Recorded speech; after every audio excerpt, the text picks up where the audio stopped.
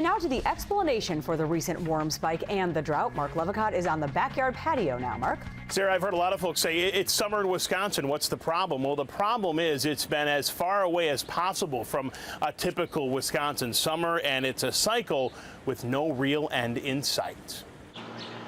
This is a study of the water in the shore. It said a picture is worth 1,000 words. If only this picture had words for how hot it's been. I don't know. I think maybe it has a little more yellow to it. It has been a record-breaking summer, and summer 2012 is only 20 days old. It's pretty extreme. Jonathan Martin from the UW Atmospheric and Oceanic Sciences Department has a tough time explaining why it's been so hot. Exactly why that's the case is something you have to go into the lab and kind of really think about, figure out why that might be. Here's how hot it's been. Martin says the last time we had 3 straight days of a 100-degree high or higher was in 1936. Here's another one. Typically, we average 13 days above 90 each year. So far, we've had 19 days in Madison at or above 90 degrees Fahrenheit.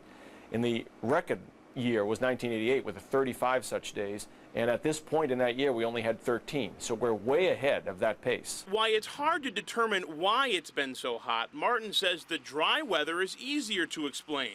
He says with the heat drying up all the water our atmosphere needs to make rain, the cycle is just feeding on itself. I'm pretty good with where it's at right now. Our farmers may need rain, but art student Cameron Holmes is just happy to have some relief from the heat as he tries to figure out exactly what color is hot. Northern Italian has a lot of really pale, hard yellow light, and that's sort of trying to capture that, I guess, a little bit.